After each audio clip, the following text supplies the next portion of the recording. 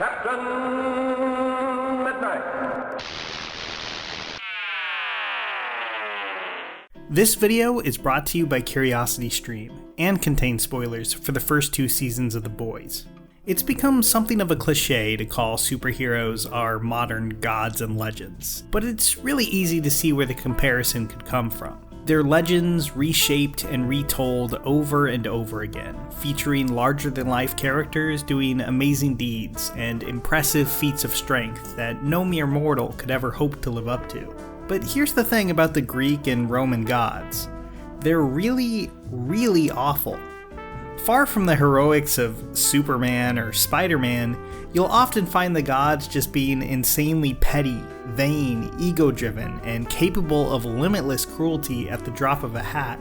Read like 80% of Greek legends, and you'll find the gods doing stuff that I can't really even talk about on here without getting demonetized. Sure, I'm painting with a broad brush, but I think as a whole, it's safe to say that Homelander is a more accurate representation of a typical Greek god than Superman. And that's part of why I think Homelander is the best character in The Boys. I think he taps into a fear that's pretty universal, better than maybe any other character on TV. The fear that under the thin veneer of PR-managed kindness, those with the most power in the world often don't give a shit about people at all.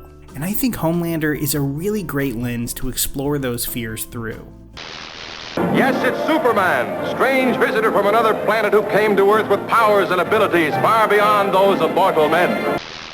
The idea of an evil Superman figure is far from original to The Boys. In fact, I think part of the reason I hesitated to check the show out for as long as I did was because that idea just seemed kind of old hat. If you look at pretty much any indie comic riffs on superheroes, like Astro City, you'll find a Superman stand-in. And even Superman himself has been evil plenty of times. There's an entire video game franchise based around that premise. But I think what's unique here is the execution.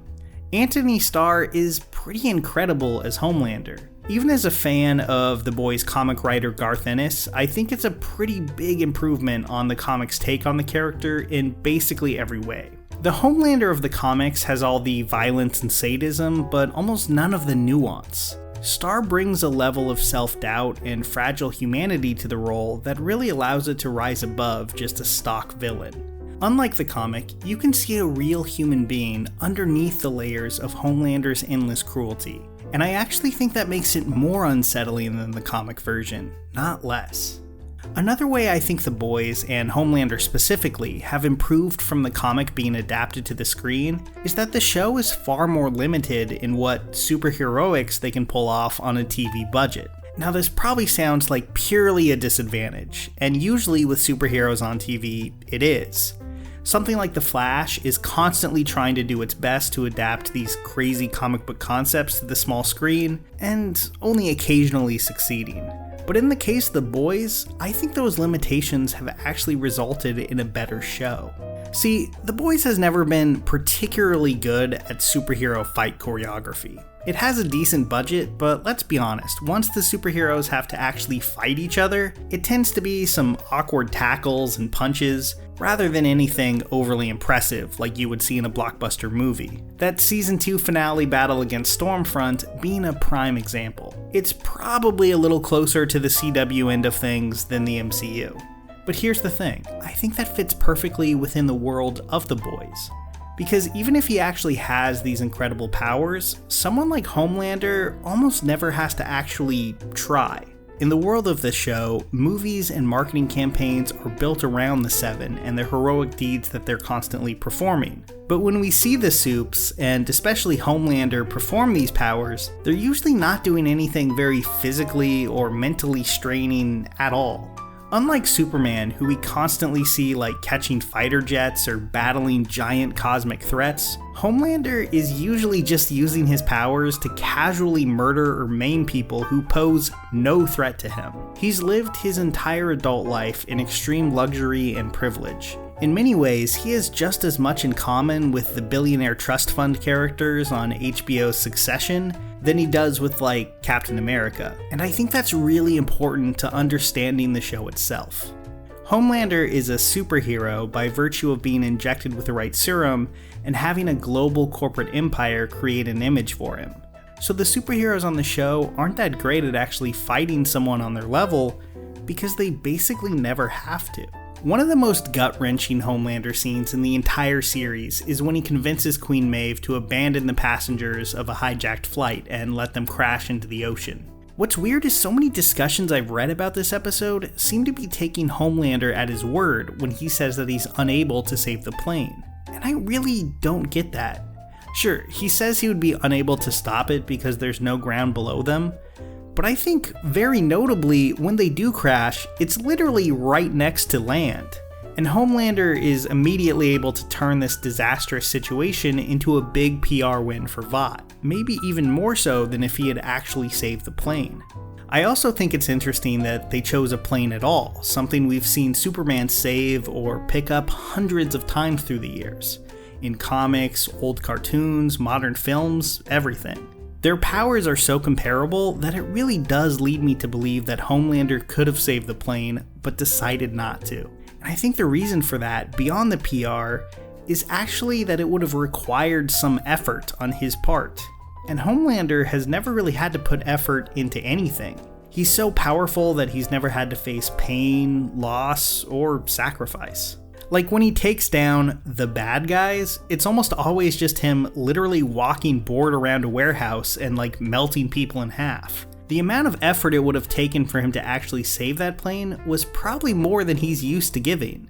And because obviously he didn't care about anyone on board, he was perfectly happy to let them go down once he figured out a way to spin it for the press. Now, this isn't to say that every aspect of Homelander's life has been easy. Obviously, he was raised in extreme isolation in a lab, which doesn't excuse any of the things he's done, but does go a long way towards explaining them.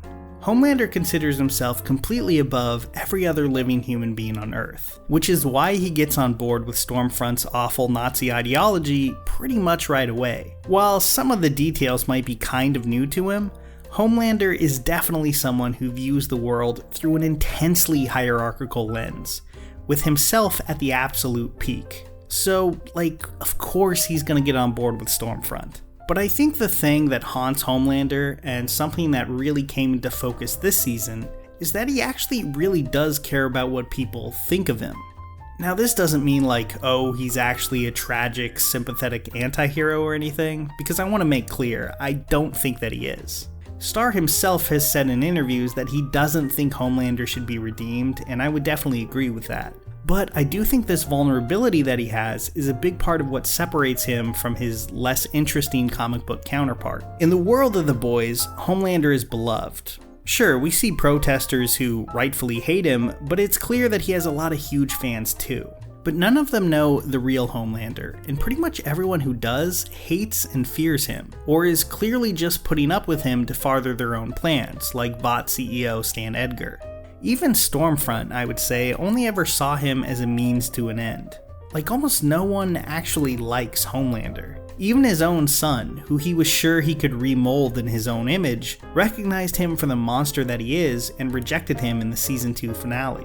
There's a reason Homelander has to convince himself that he can do whatever he wants and that he's so far above everyone else on Earth. Because he knows that just taken as a person, he's incredibly pathetic and awful. And the only thing that makes anyone care about him at all, his powers, weren't the result of anything he actually did.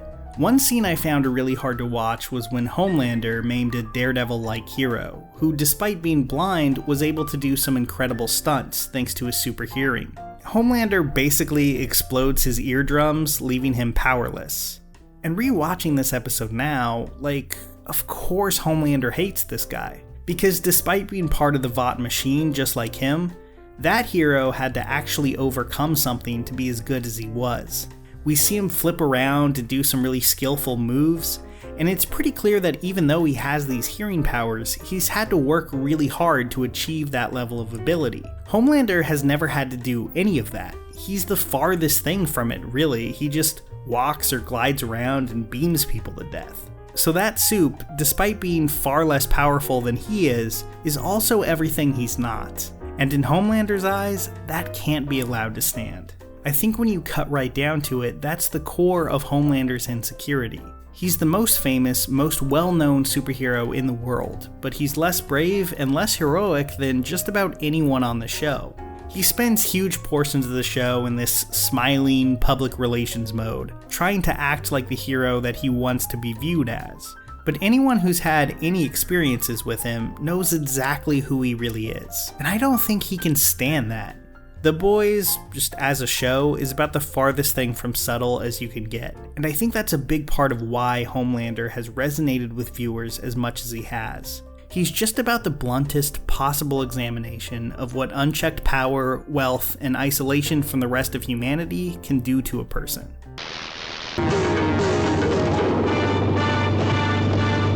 The old people around here are my friends. It took me a while to finally check out The Boys, but once I did, it turned out to be one of my favorite shows of the past few years.